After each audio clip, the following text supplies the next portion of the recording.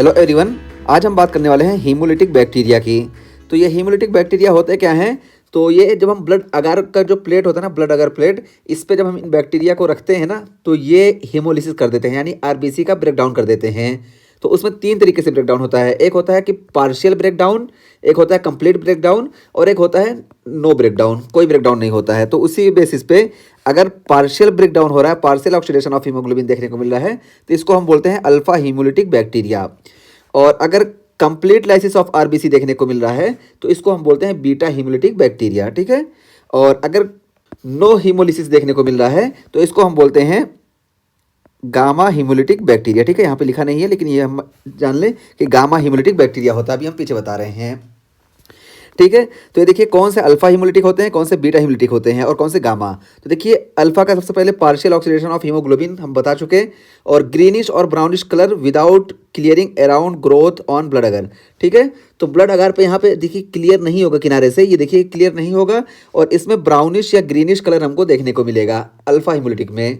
और जो beta haemolytic होगा, जिसमें कंप्लीट लाइसिस होगी, इसमें देखिए यहाँ पे पेल या clear area surrounding colony on blood अगर। तो यहाँ पे जो हम बैक्टीरिया यहाँ पे रखे, तो देखिए ये बैक्टीरिया है, तो इसके आसपास का एरिया जो होगा वो क्लियर हो जाएगा और पेल होगा। यहाँ पे देखिए ग्रीनिश था, ये येलोइश या पेल येलो कलर का होगा। ठीक है, बीटा का। और गामा में जब हीमोलिसिस हो ही नहीं रही, तो कोई कलर ही नहीं चेंज होगा वहाँ पे। ये हो गया।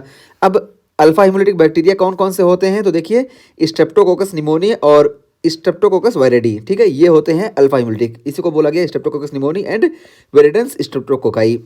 और बीटा हीमोलिटिक में देखिए यहाँ पे staphylococcus aureus, streptococcus pyogenes group A, और streptococcus agalactiae group B streptococcus, और लिस्टीरिया मोनोसाइटोजेंस।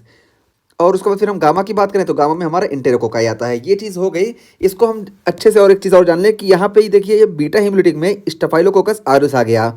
और उसके अलावा जब हमारा स्ट्रेप्टोकोकस की जब हम बात करते हैं, तो स्ट्रेप्टोकोकस का क्लासिफिकेशन ही हीमोलिसिस के बेसिस पे होता है। तो उसमें कुछ अल्फा हीमोलिसिस होते हैं। तो अल्फा हीमोलिसिस में देखिए ये स्ट्रेप्टोकोकस निमोनी और वायरिडेंस आ गए।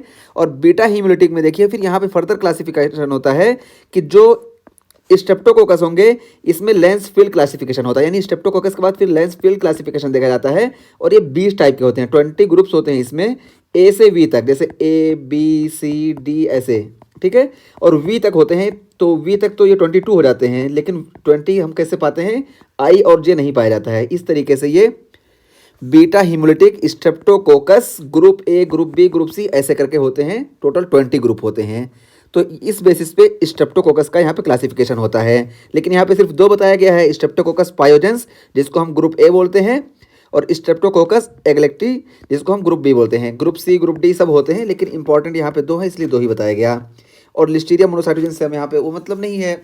और गामा हीमोलिटिक जो होते हैं वो एंटेरोकोकाई होते हैं। तो देखिए यहाँ पे भी यही बताया गया, यही क्लासिफिकेशन। देखिए ये स्ट्रेप्टोकोकस है, हीमोलिसिस के बेस पे इसका क्लासिफिकेशन होता है। अगर पार्शियल हीमोलिसिस हो रहा है तो उसको हम अल्फा हीमोलिटिक बोलते हैं। तो देखिए यहाँ पे स्ट्रेप्टोकोकस निमोनी और स्ट्रेप्टोकोकस वायरिडी। ठीक है, ये आ गए।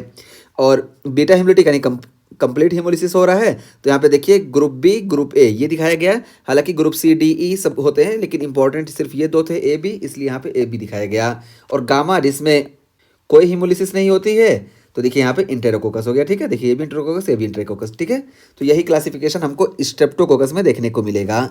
तो इस तरीके से हमारा ये हीमोलिटिक बैक्टीरिया का जो टॉपिक था ये कंप्लीट हुआ। इसमें बस हमें ये जानना है कि कंप्लीट हीमोलिसिस हो रही है तो बीटा बोलते हैं, पार्शियल हो रही है तो अल्फा बोलते हैं, और नहीं हो रही है तो उसको हम गामा बोलते हैं।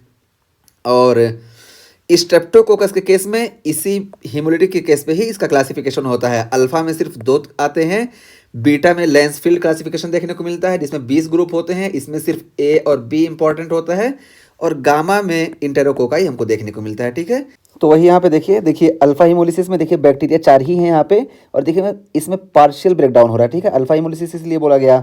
और यही 4 बैक्टीरिया देखिए यहाँ पे हैं, और यहाँ पे देखिए कंप्लीट ब्रेकडाउन हो रहा है। देखिए ये पूरा एक, देखिए ये पूरा एरिया क्लियर एरिया हो गया। ठीक है, और यहाँ पे देखिए ग्रीनिश या ब्राउनिश कलर हमको देखने को मिला अल्फा में। तो ये नए वाले एडिशन में हमको ये चीज़ बता दिया गया है। आगे हम इसके बारे में बात करेंगे, सबके बारे में डिटेल से।